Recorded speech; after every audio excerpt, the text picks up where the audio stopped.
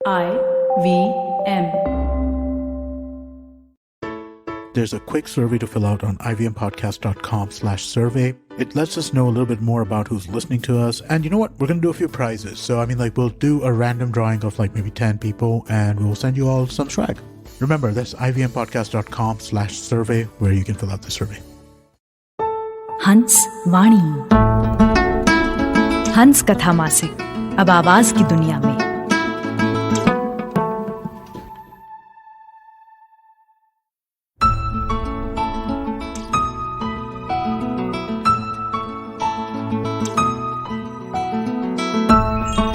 आप सुन रहे हैं हंस वाणी।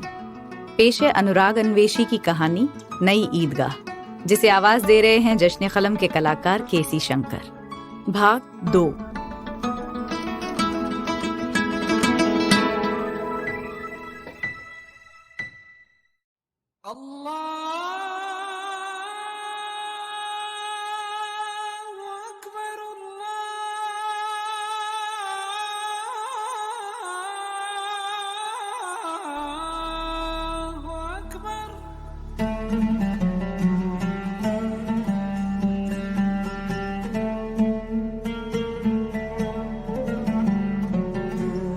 नमाज खत्म हो गई है।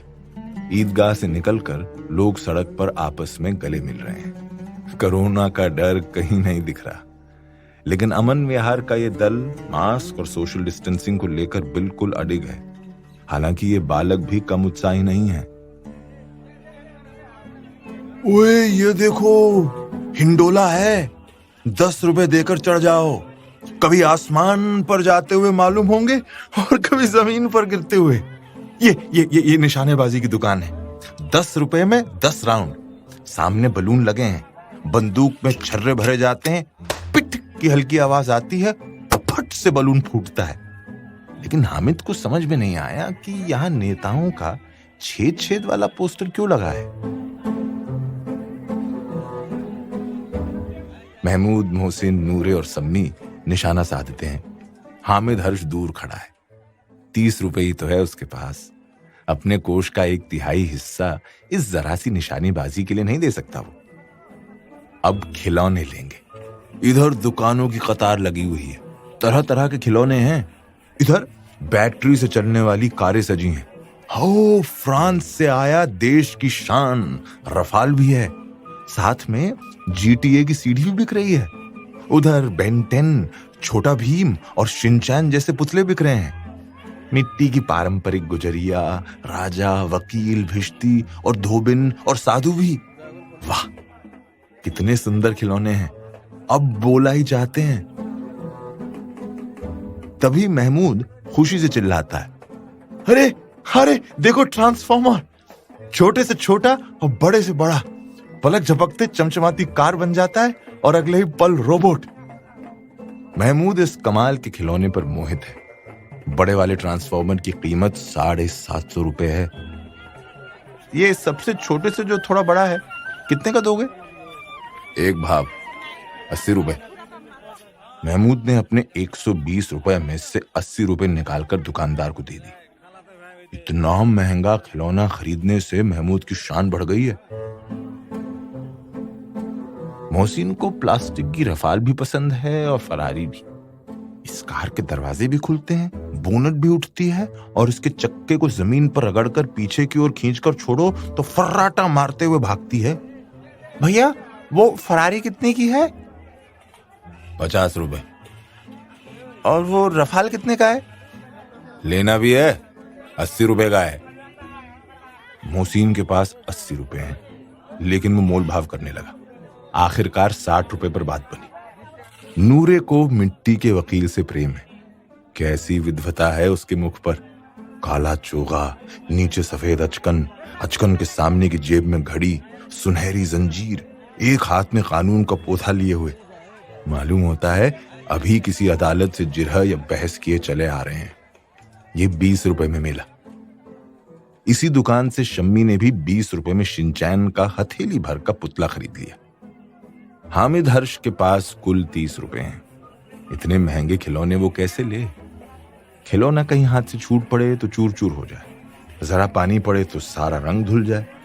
ऐसे खिलौने लेकर वो क्या करेगा, किस काम के? मेरा रफाल दुश्मनों के दांत खट्टे करेगा, देश सेवा करेगा मेरा रफाल।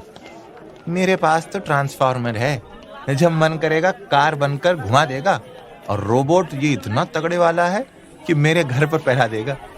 कोई टीकाधारी हमें तंग करने आएगा तो फौरन बंदूक से लंबा लेट कर देगा। मेरा वकील मुस्लिमों के अधिकारों की रक्षा करेगा, खूब मुकदमा लड़ेगा, और मेरा सिंचैन अपनी बातों से तुम सब की चैन खत्म कर देगा। हाँ, हामिद हर्ष खिलौनों की निंदा करता है। प्लास्टिक और मिट्टी के ही तो हैं, गिरे तो चकनाचूर हो जाएं। लेकिन ललचाई आंखों से खिलौने देख रहा है और चाहता है कि जरा देर के लिए उन्हें हाथ में ले सकता। उसके हाथ अनायास ही लपकते हैं, लेकिन लड़के इतने त्यागी नहीं होते, विशेषकर जब अभी नया शौक है। हामिद हर्ष ललचाता रह जाता है। सचमुच वक्त बदल गया है। दुनिया की तबाही का साजो सामान इन बच्चों के लिए खिलौना बनाकर पेश किया जा रहा है। जिन हथियारों से सारी इंसानियत को खतरा है, उन्हें इन बच्चों ने खिलौना बना लिया है। ये बच्चे तय नहीं कर पाएंगे अभी कि वो खिलौने से खेल रहे हैं या ये खिलौने बच्चों की मासूमियत से खेल रहे हैं। इन खिलौनों में वे हथियार भी शामिल दिख रही है जिनसे देश दुनिया की सत्ता भ्रष्टाचार का खेल खेलती है। लेकिन इन बच्चों से अलग खड़ा हामिद इस बाजार में अपने लिए जगह तलाश कर रहा है। खिलौने के बाद मिठाइयों की दुकानें आती हैं। किसी ने रेवड़ियां ली हैं, किसी ने गुलाब जामुन, किसी ने सोहन हलवा। मजे से खा रहे हैं। हामिद हर्ष बिरादरी से पृथक है। उसके पास 30 रुपए तो हैं, क्यों नहीं कुछ लेकर खाता? ललचाई आंखों से सबकी ओर देखता है। ए हामिद, रेवड़ी ले जा, कितनी खुशबूदार है। हामिद हर्ष को संदेह हुआ, ये केवल क्रूर विनोद है। मोहसिन इतना उदार नहीं है। लेकिन यह जानकर भी वो उसके पास जाता है। मोहसिन ठोंगे से एक रेवड़ी निकालकर उसकी ओर बढ़ाता है। हर्ष हाथ फैलाता है, तभी मोहसिन झट से रेवड़ी अपने मुंह में रख लेता है। महमूद, नूरे और सम्मी खूब तालियां बजा बजा कर हंसते हैं। हामिद हर्ष खिसिया जाता है। अच्छा, अब की जरूर देंगे हामिद, अल्लाह कसम ले जाओ ना। तुम ही खाओ, तुम्हें कोरोना का डर हो ना हो, हमें तो है। और वैसे भी मेरा मन करेगा खाने का, तो क्या मेरे पास पैसे नहीं है? 30 ही रुपए तो हैं, इतने में क्या क्या लोगे? अरे यार, हमसे गुलाब जामुन ले जाओ हामिद। हे मोहसिन तो बहुत बदमाश है। मिठाई कौन बड़ी नेमत है, किताब में इसकी कितनी बुराइयां लिखी हैं। हाँ, लेकिन दिल में तो कह रहे होंगे कि मिले तो खा लें, अपने पैसे क्यों नहीं निकालते? अरे यार मोहसिन, हम समझते हैं इसकी चालाकी। जब हमारे सारे पैसे खर्च हो जाएंगे तो हमें ललचा ललचा कर खाएगा ये। हामिद हर्ष चुप है। ऐसे लोगों से बहस नहीं करनी है। उसे अपनी दादी की बात याद है। जमाना बहुत खराब है। महमूद, मोहसिन, नूरे और सम्मी दूध के धुले नहीं हैं। इनसे तो बहस करना ही फिजूल है। मिठाइयों के बाद कुछ दुकानें लोहे की चीजों की, कुछ गिलट और कुछ नकली गहनों की। लड़कों के लिए यहाँ कोई आकर्षण न था। वो सब आगे बढ़ जाते हैं।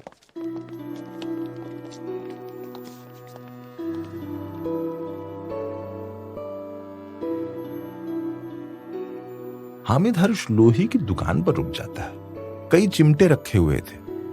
उसे ख्याल आया, दादी के पास चिमटा नहीं है। गैस पर चढ़े तवे से रोटियां उतारती हैं तो हाथ जल जाता है। अगर वो चिमटा ले जाकर दादी को दे दूं तो कितना प्रसन्न होंगी। फिर उनकी उंगलियां कभी ना जलेंगी। घर में काम की एक चीज हो जाएगी। खिलौने से क्या फायदा, फालतू में पैसे खराब होते हैं। जरा देर ही की तो खुशी होती है। फिर तो खिलौने को कोई आंख उठाकर नहीं देखता।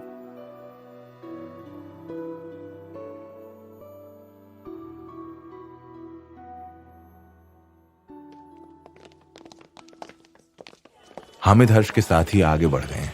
सब के सब शरबत पी रहे हैं। देखो सब कितने लालची हैं।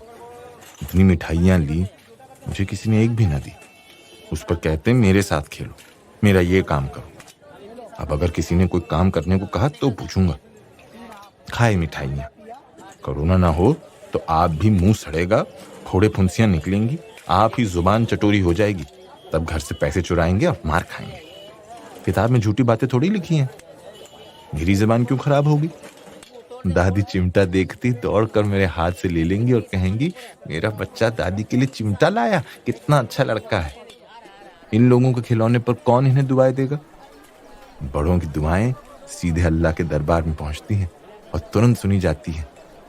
मेरे पास पैसे नहीं हैं, तभी तो मोहसिन और महमूद यूं मिजाज दिखाते हैं। मैं भी इनसे मिजाज दिखाऊंगा। खेलें खिलौने और खाएं मिठाइयां, मैं नहीं खेलता खिलौनों से, किसी का मिजाज क्यों सहूं? भैया भैया, ये चिमटा कितने रुपए का है? दुकानदार ने नजर ऊपर की, देखा कि उसके साथ कोई आदमी न था। बोला, तुम्हारे काम का नहीं है जी। बिकाऊ है कि नहीं? बिकाऊ क्यों नहीं है? और यहां क्यों लाद लाए हैं? तो बताती क्यों नहीं, कितने रुपए का है? 60 रुपए लगेंगे। हामिद हर्ष का दिल बैठ गया, चुपचाप खड़ा रहा। अरे रोनी सूरत मत बनाओ, ठीक ठीक 50 रुपए लगेंगे, लेना है लो, नहीं चलते बनो।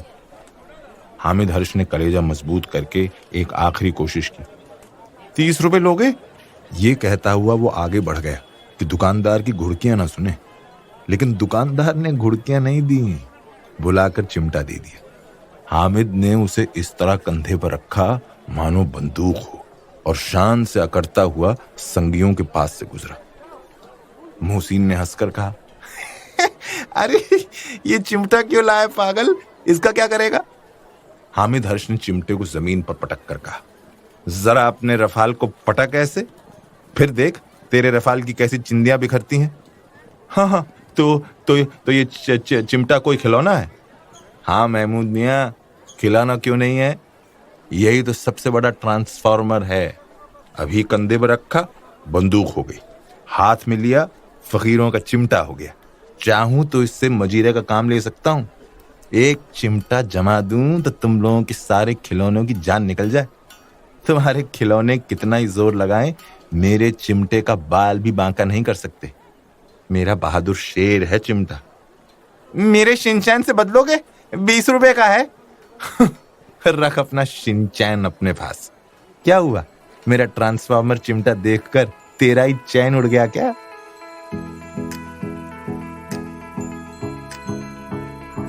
चिमटे ने सभी को मोहित कर लिया, लेकिन अब पैसे किसके पास धरे हैं? और फिर मेले से दूर निकल आए हैं। 9 कब के बज गए, धूप तेज हो रही है, घर पहुंचने की जल्दी हो रही है। बाप से जिद भी करें तो चिमटा नहीं मिल सकता। हामिद है बड़ा चालाक, इसलिए बदमाश ने अपने पैसे बचा रखे थे। अब बालकों के 2 दल हो गए हैं, मोहसिन, महमूद और नूरे एक तरफ, हामिद और सम्मी दूसरी तरफ। शास्त्रार्थ हो रहा है। सम्मी तो विधर्मी हो गया, दूसरे पक्ष में जा मिला। मोहसिन, महमूद और नूरे भी हामिद से 1-1, 2-2 साल बड़े होने पर भी उसके आघातों से आतंकित हो उठे हैं। उसके पास न्याय का बल है और नीति की शक्ति। एक ओर प्लास्टिक और मिट्टी, दूसरी ओर लोहा, जो इस वक्त अपने को फौलाद कह रहा है। वो अजय है, घातक है। अगर कोई शेर आ जाए तो मियाँ ट्रांसफार्मर के छक्के छूट जाएं, मियाँ वकील साहब चोंगा उतार कर भाग जाएं, और रफाल तो केवल हवाबाजी है। मगर ये चिमटा, ये बहादुर, ये रुस्तमे हिंद लपक कर शेर की गर्दन पर सवार हो जाएगा और उसकी आंखें निकाल देगा। मोहसिन ने एड़ी चोटी का जोर लगाकर कहा, अच्छा रफाल की तरह उड़ तो नहीं सकता ना? हामिद हर्ष ने अपने चिमटे को हवा में उछाल कर फिर लपक लिया और बोला, जरा अपने रफाल को ऐसे उड़ा कर दिखा, पर ध्यान रखियो कि जनाब कहीं जमीन पर ना गिर पड़े। मोहसिन परास्त हो गया, पर नूरे ने कुमक पहुंचाई, अगर बच्चू पकड़े जाएं तो अदालत में बंधे बंधे फिरेंगे। हाँ, तब तो वकील साहब के पैरों पड़ेंगे। हामिद हर्ष इस प्रबल तर्क का जवाब न दे सका। हमें पकड़ने कौन आएगा? मेरा ट्रांसफार्मर। अच्छा, ये बेचारे हमारे बहादुर रुस्तमे हिंद को पकड़ेंगे। अच्छा लाओ, अभी जरा कुश्ती हो जाए, इसकी सूरत देखकर दूर से भागेंगे, पकड़ेंगे क्या बेचारे? मोहसिन को एक नई चोट सूझ गई। तुम्हारे चिमटे का मुंह रोज आग में जलेगा। आग में बहादुरी कूदते हैं जनाब। तुम्हारे ये वकील, ट्रांसफॉर्मर और रफाल डरपोकों की तरह घर में घुस जाएंगे। आग में कूदना वो काम है जो ये रुस्तम हिंद ही कर सकता है। तो वकील साहब कुर्सी मेज पर बैठेंगे, तुम्हारा चिमटा तो बावर्ची खाने में जमीन पर पड़ा रहेगा। इस तर्क ने मोहसिन और महमूद को भी सजीव कर दिया। कितने ठिकाने की बात कही है पट्टे ने। चिमटा बावर्ची खाने में पड़ा रहने के सिवा और क्या कर सकता है। हामिद हर्ष को कोई फड़कता हुआ जवाब न सूझा तो उसने धांधली शुरू कर दी। हालांकि ये उसका स्वभाव नहीं था। चिमटा बावर्ची खाने में नहीं रहेगा। वकील साहब कुर्सी पर बैठेंगे तो जाकर उन्हें जमीन पर पटक देगा और उनका कानून उनके पेट में डाल देगा। बात कुछ बनी नहीं, खासी गाली गलौज थी, लेकिन कानून को पेट में डालने वाली बात छा गई। ऐसी छा गई कि नूरे मुंह ताकता रह गया और मोहसिन भौचक। पर महमूद चुप बैठने वाला नहीं था।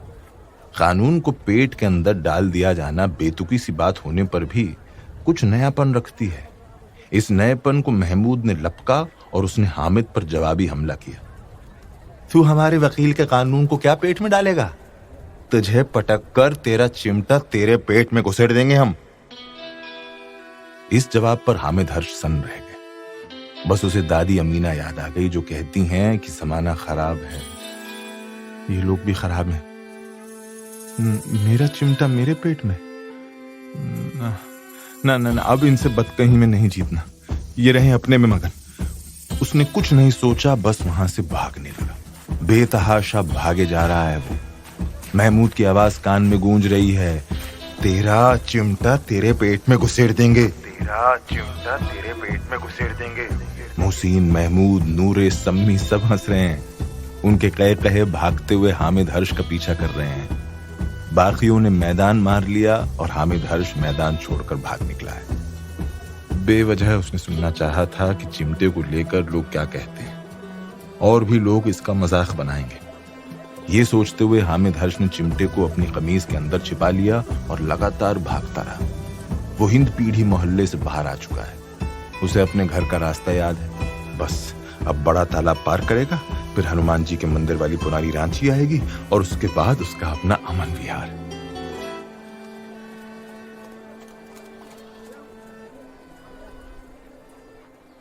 हामिद हर्ष बड़ा तालाब पार करके पुरानी रांची पहुंच चुका है। वो अब भी डरा सहमा है और जल्द से जल्द अपनी दादी के पास पहुंच जाना चाहता है। उसने सोचा था कि लौटते समय हनुमान जी के सामने सर नवाते हुए घर जाएगा, लेकिन अब उसका इरादा बदल चुका है। बस अब वो किसी तरह घर पहुंचे तो राहत मिले। दौड़ते दौड़ते उसकी देह पसीने से तरबतर है। हनुमान मंदिर के पास पहुंच चुका है। उसे इस तरह बदहवास भागते देख हनुमान मंदिर के पास खड़े हुए कुछ नौजवानों ने रोक लिया। अजीब चढ़ी हुई आंखें इन सबकी, बिल्कुल लाल लाल। तभी मूंछों वाले भैया ने पूछा, क्या है बे, कहां भाग रहा है ऐसे? हामिद हर्ष डर के मारे चुप रहा। वो अपने कपड़े के भीतर छुपा कर रखे चिमटे को पकड़े हुए है। तभी दूसरे ने अपना सिगरेट फेंका और कपड़े के भीतर छुपाए चिमटे को निकालने लगा। हामिद हर्ष ने प्रतिवाद किया। झन्नाटेदार थप्पड़ पड़ा हामिद के चेहरे पर। इस थप्पड़ से आंखें भर आईं उसकी। आज तक किसी ने नहीं मारा था उसे, सब सीने से लगाए रखते थे। तभी बगल वाले ने उसे रोक लिया। अरे छेदी, मत मार यार। कहा चुरा के ले जा रहा है बे? चुरा कर नहीं ले जा रहे, चिमटा है, दादी के लिए 30 रुपए में खरीदे हैं। खरीदा है कि चुराया है बे? नहीं भैया, 30 रुपए में खरीदे हैं। तभी बेतरतीब बालों वाला वो पतला दुबला लड़का हामिद की ओर बढ़ा। उसने हामिद के बाल अपनी मुट्ठी में दबोच लिए और पीछे की ओर खींचे। हामिद का डरा हुआ चेहरा खुद ब खुद ऊपर की ओर उठ गया, लेकिन उसके दोनों हाथ कमीज के भीतर छुपा कर रखे चिमटे पर ही थे। डरे हुए हामिद को देखकर इन नौजवानों को अजीब मजा आ रहा था।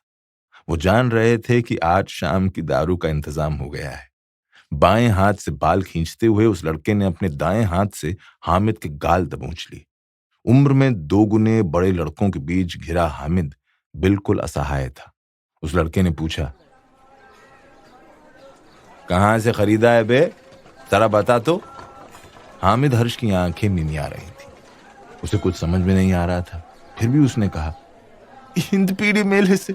इस बीच आसपास के लोग मंदिर के पास हो रहे इस झगड़े को देखकर जुटाए थे। ठीक ठाक मजमा लग चुका था। हामिद इन लोगों के सामने गिड़गिड़ाए जा रहा था और बाकी सब विजेता की तरह टह टह लगा रहे थे। तभी छेदी ने हामिद को दबोचे लड़के से कहा, अबे पातर, देख तो जरा कैसा चिमटा है। हामिद के केश पर मुट्ठी कसते हुए पातर ने कमीज में हाथ डालने की कोशिश की। हामिद जितनी ताकत लगा सकता था उसने लगाई और पातर के उस हाथ को अपने दोनों हाथों से पकड़ लिया। अबे ताकत दिखाता है, अरे चिंगड़ी पकड़ तो इसका हाथ, साले को अभी बताते हैं। पातर के साथ ही चिंगड़ी ने आकर हामिद के दोनों हाथ पकड़ लिए और पूछा, क्या नाम है बे, कौन जगह रहता है? हर्ष। कौन मोहल्ला में रहता है?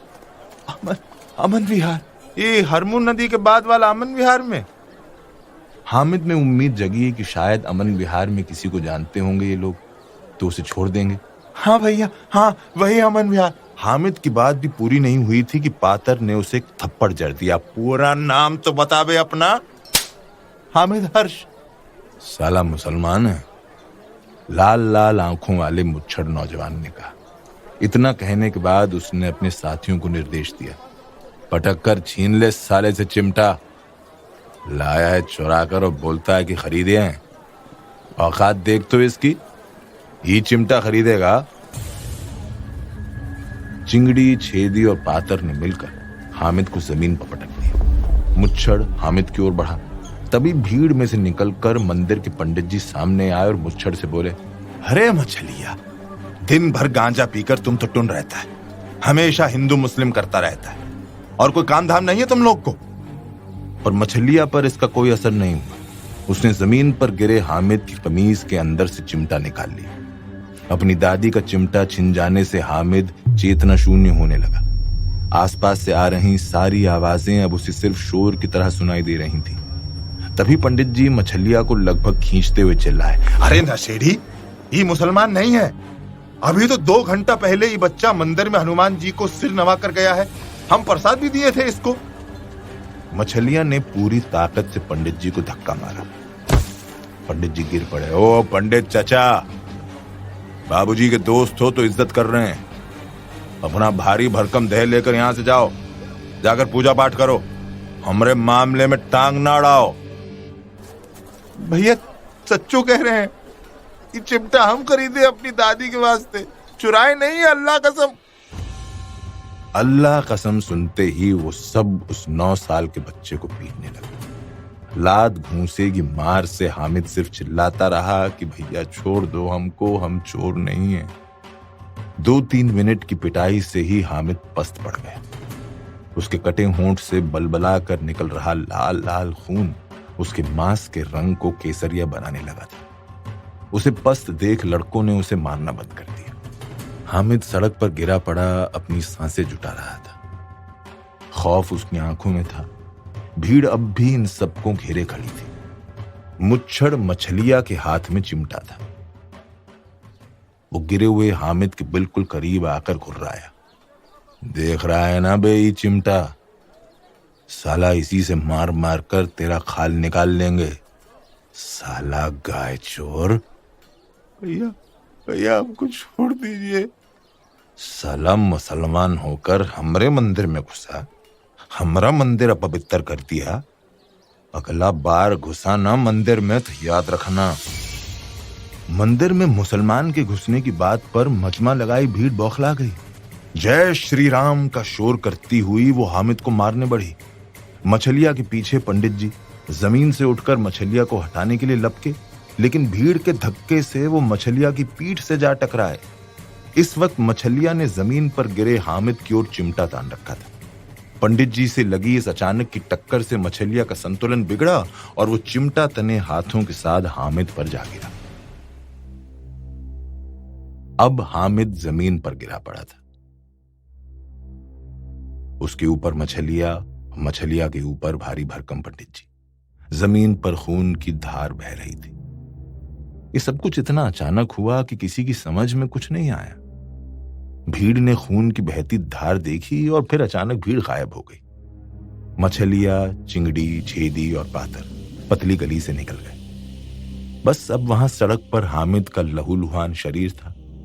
उसका प्यारा चिमटा उसकी जान ले चुका था और पंडित जी वहीं बैठे शोक मना रहे थे कि इस पुरानी रांची में ये नया नया क्या होने लगा है। इस बीच हिंद पीढ़ी मस्जिद से लौटते अमन विहार के लोग पुरानी रांची पहुंचे। तब तक कोतवाली थाने की पुलिस भी वहां पहुंच चुकी थी। वो पंडित जी का बयान दर्ज कर रही थी और हामिद हर्ष की लाश सड़क पर पड़ी थी। अमन विहार के लोगों ने जब सड़क पर पड़े हामिद की लाश देखी तो सब सन्न रह गए। हामिद के दोस्त फूट फूट कर रो रहे थे। पुलिस ने अमन विहार के लोगों का भी बयान दर्ज किया। हामिद हर्ष की शिनाख्त होने के बाद 2 पुलिसकर्मी हामिद की दादी अमीना के पास भेजे गए हैं। प्रेस फोटोग्राफर भी मौके पर पहुंच चुके थे। पुलिस ने पंचनामा करके हामिद की लाश पुलिस गाड़ी में डाल दी थी। अब हामिद की लाश का पोस्टमार्टम कराया जाएगा। पुलिस जा चुकी है। अमन विहार के लोग रोते बिलखते जा रहे हैं। पंडित जी हनुमान मंदिर की सीढ़ियों पर हताश बैठे हैं।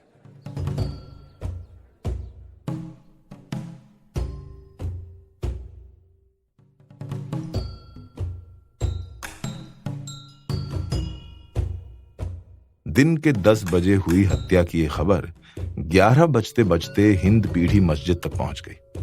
युवाओं की टोली को इमाम साहब समझा रहे हैं, पर कोई समझने को तैयार नहीं। सबकी आंखों से खून टपक रहा है। अमन की बात उनके पल्ले नहीं पड़ रही। बड़े बुजुर्ग भी इमाम साहब की बात दोहरा रहे हैं। ईद के पाक मौके पर अचानक हवा में तनाव पसरता जा रहा है। इमाम साहब ने हामिद के नाम खुदा से दुआ की। नम आंखों के साथ बुजुर्ग अब वहां से निकल आए। युवाओं की टोली ने अलग जाकर मंत्रणा की।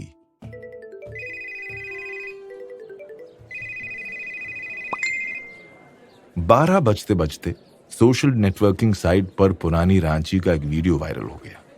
इस वीडियो में दिख रहा है कि हनुमान मंदिर के बाहर हताश बैठे पंडित जी को कुछ नकाब पोशों ने घेर रखा है। अचानक उनमें से एक ने पंडित जी के चेहरे पर घूंसा मारा। पंडित जी ने अपनी हथेलियों से अपना नाक ढक लिया। तभी दूसरे ने बैठे हुए पंडित जी की छाती पर लात चलाई। पंडित जी गिर पड़े। धाएं की आवाज के साथ हल्का धुआं उड़ा और पंडित जी छटपटाकर शांत हो गए। छाती से खून की धार बह निकली। नकाबपोश भाग गए। रांची के दैनिक अखबार के दफ्तर में सबके चेहरे पर उत्साह है। आज स्पेशल बुलेटिन का पेपर छपने वाला है। मैनेजमेंट ने कहा है कि टैबलॉइड साइज में 14 पन्ने का अखबार दोपहर 2 बजे तक हर हाल में जारी कर दें। न्यूज रूम में संपादक सोम शर्मा धमके हुए हैं। सिटी इंचार्ज अमर सिन्हा और उनकी टीम भी 11:30 तक दफ्तर पहुंच गई थी। सोम शर्मा सिन्हा जी को ताकीद कर रहे हैं कि सिटी के सारे पेज आज इसी दोहरे हत्याकांड पर बनवाएं। मैक्सिमम फोटोज का इस्तेमाल करें, फोटो फीचर दें। बच्चे और पंडित की हत्या वाली तस्वीर फ्रंट पेज पर जाएगी। देख लें ये रिपीट ना हो। सिटी इंचार्ज अमर सिन्हा बुजुर्ग हैं। इस शहर का मिजाज जानते हैं। वो यहाँ की कौमी एकता की मजबूती के कायल रहे हैं, लेकिन हालिया वर्षों में शहर के बदलते माहौल से भी वाकिफ हैं। वो आशंकित है कि अखबार की ऐसी खबर के बाद शहर दंगाग्रस्त ना हो जाए। वो देख रहे हैं कि सोम शर्मा फ्रंट पेज पर पूरे उत्साह के साथ लगे हुए हैं। उन्होंने मोटे मोटे फॉन्ट में हेडिंग लगवाई है, ईद के दिन शहर में दंगा। इस हेडिंग के नीचे सब हेड है, मंदिर के पास कर दी गई हामिद की हत्या, मुसलमानों ने मार डाला पंडित को। इस हेडिंग के ठीक नीचे 4 कॉलम में हामिद की लाश की तस्वीर है और उसकी बगल के 4 कॉलम में पंडित की लाश की तस्वीर। दोनों तस्वीरें खून से रंगी हैं, बेहद भड़काऊ। खबर भी वे खुद एडिट कर रहे हैं और भावुकता में डूबकर ऐसे लिख रहे हैं जैसे आंखों देखी बता रहे हों। पूरे पेज पर अलग अलग बयान हाईलाइट कर रहे हैं। हर बयान ऐसा है जो पाठकों को झकझोरे, चाहे वो हिंदू हो या मुसलमान। सिन्हा जी ने प्रतिवाद करना चाहा। सर, इस तरह की खबर से शहर में दंगा भड़क सकता है। अब आप हमको सिखाएंगे कि खबर कैसी लिखनी चाहिए? अरे सिन्हा जी, मौके की नजाकत को कब समझिएगा? सर मौके की नजाकत देखकर ही कह रहा था। अभी शहर में तनाव का आलम है और हम लिख रहे हैं शहर में दंगा। इसे माइल्ड कर देना चाहिए सर। अरे चलिए, माइल्ड बाद में करते रहिएगा। फिलहाल तो हमको टाइम पर अखबार छोड़ना है। जाकर देखिए क्या आपके पेज हुए या नहीं। 1 बजे तक सारे पेज जारी हो जाने चाहिए। छपाई में भी वक्त लगता है और बाजार में पहुंचना भी है अखबार।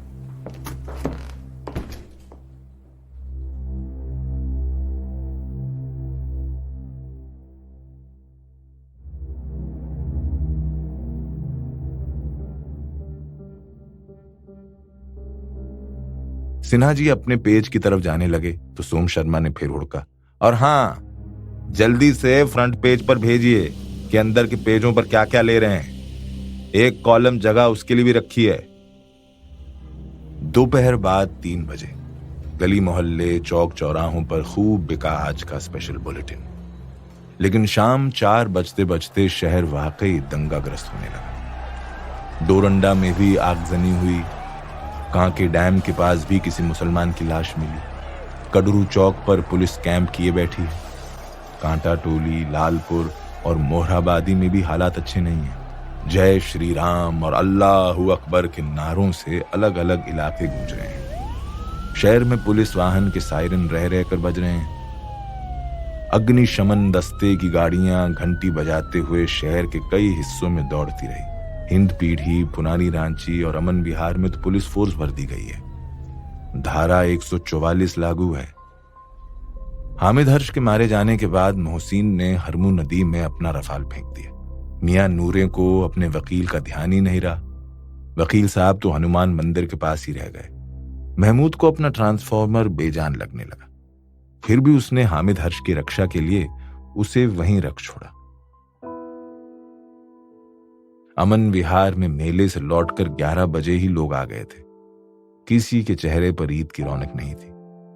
पूरे अमन विहार की ईद अब मुहर्रम में बदल गई थी। पोस्टमार्टम के बाद शाम 4 बजे शव वाहन में हामिद की लाश अमन विहार लाई गई थी। साथ में बड़ी संख्या में पुलिस वाले थे। दादी अमीना अब तक छाती पीट पीट कर रो रही थी। उन्हें अन्नू दी संभाल रही थी। महतो जी ने बाकी लोगों के साथ मिलकर हामिद का शव उतारा। अमीना के घर के बरामदे में हामिद की लाश रख दी गई है। तभी एक बड़ी विचित्र बात हुई। लगातार छाती पीट रही अमीना अचानक चुप हो गई। उन्होंने हामिद का चेहरा देखा जो बिल्कुल शांत था। चेहरे पर कहीं कोई खौफ नहीं था।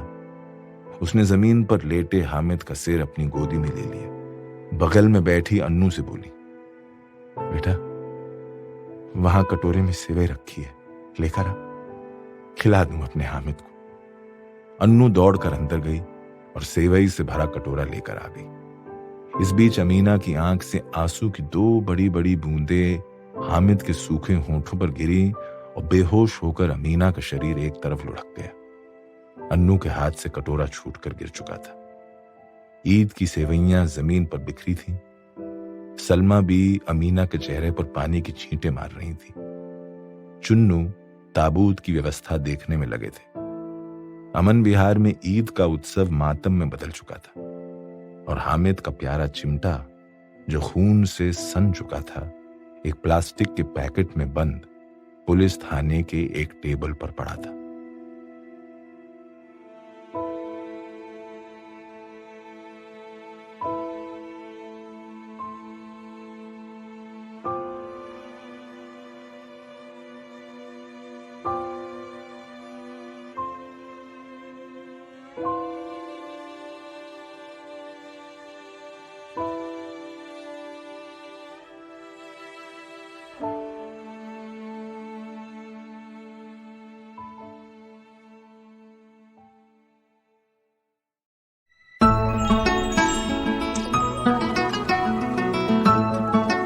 आपने सुनी जश्न कलम के कलाकार केसी शंकर की आवाज में अनुराग अन्वेशी की कहानी नई ईदगाह। ये कहानी हंस पत्रिका के दिसंबर 2021 अंक में प्रकाशित हुई थी।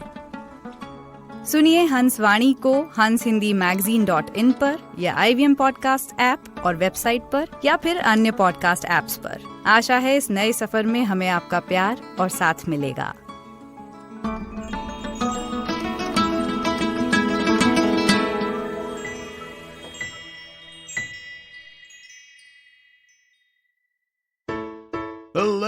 Hello, everybody. It's been another great week on the IVM Podcast Network. On Pesa Vesa, Anupam meets co-founders and co-CEOs of Stockcall, Sitashwa Srivastav and Vinay Bharadwaj. They discuss how global investing is evolving. On Smarter with Sid, Siddharth shares what makes for a great thumbnail on social media. On Ek Chuski Finance, Priyanka shares the secret recipe of return on investment. Is India a deadly country for journalists? Media freedom activist Daniel Bastard shares his take on the Wire Talks with Siddharth. And on Say No to Drama, Chetna tells us how we can overcome the bad habit of unnecessarily interrupting a conversation. Do follow us on social media. We're IVM Podcast on Twitter, Facebook, Instagram, and LinkedIn. On LinkedIn, we've been doing a series of profiles of people within the office, so do check that out for sure. And remember, if you're enjoying this show or any of our other shows for that matter, please do tell a friend. Also, don't forget to rate us on any platforms you're listening on. And you can also check us out on YouTube. We have a page on our website, ivmpodcast.com/YouTube, with a list of all our channels. We're also doing a small listener survey to better understand how you, the listener, responds to the advertising on our network. And also, we just want to know a little bit more about you. We would really appreciate it if you could spare a few minutes to fill it out. It will really help us build some better shows for you. And finally, we'd like to thank our sponsors on the network this week, SBI Life Insurance and Jupiter, a digital banking app. Don't you think that if everyone around you is getting smart, you better be smarter? Hey there, I'm the traveling professor Siddharth Deshmukh, and I'm back with season 2 of my podcast to make you smarter. Smarter with Sid. What's this season's focus about? Well, it's about 10-minute nuggets that will make you stand out at work. It's time to go from smart to smarter. Tune in every Tuesday and Thursday and become smarter with Sid.